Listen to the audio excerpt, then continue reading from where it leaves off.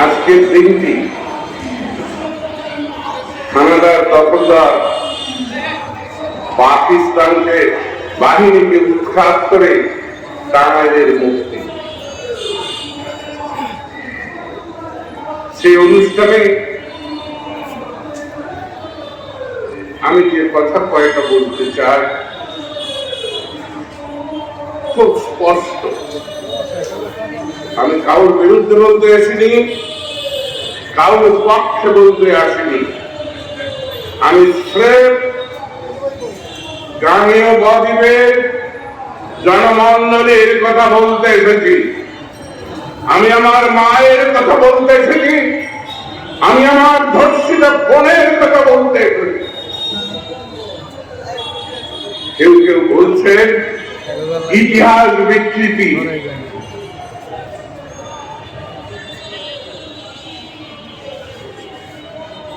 ইতিহাস বিকৃত করা যায়, কিন্তু ভূগোল ছাড়া ইতিহাস হয় না।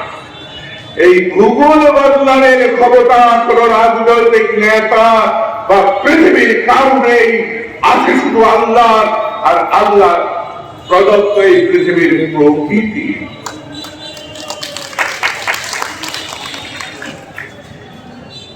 আমি খুব সহজ করে বলতে চাই, এই বঙ্গভূমি পশ্চিমবঙ্গ নয়, এই পলল বাংলা প্রথম দিন স্বাধীন ছিল। আজকে 1150 বছর পরও স্বাধীন আছে, কারণ এই ভূগোলের সঙ্গে সমগ্র ভারতের কোন যোগাযোগ ছিল না।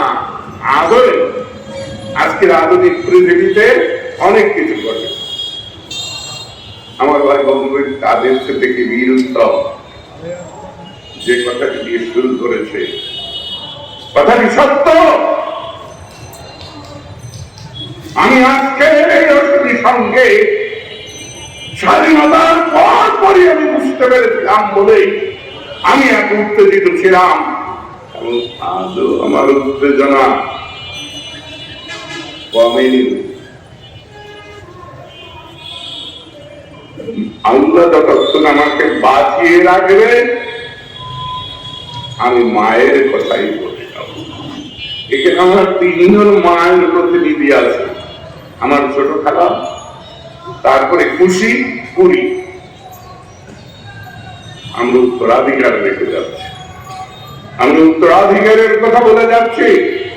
আমার উত্তরাধিকার আর যেন লাঞ্ছিত না হয়, আর যেন অপমানিত না হয়, তার জন্য কয়েকদিন যাবৎ সবাই টেলিফোন, আর আস্তে আস্তে তো টেলিফোন, যে দাদা নির্বাচনে দাঁড়াবেন না।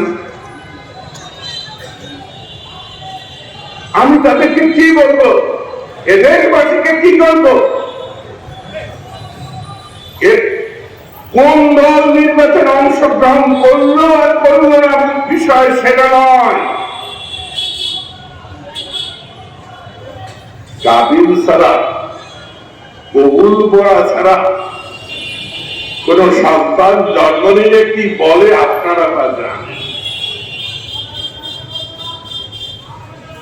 নির্বাচন ঘোষিত হোক, যদি নির্বাচনের পরিবেশ তৈরি করতে পারে তাহলে চিন্তা করা যাবে।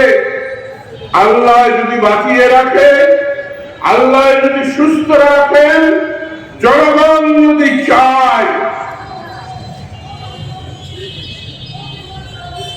সঙ্গে ভাই কাদের থেকে যদি বলেননি আপনাকে প্রার্থী হতে হবে, কোন দলের নয়, জনগণের প্রার্থী, তারপরেও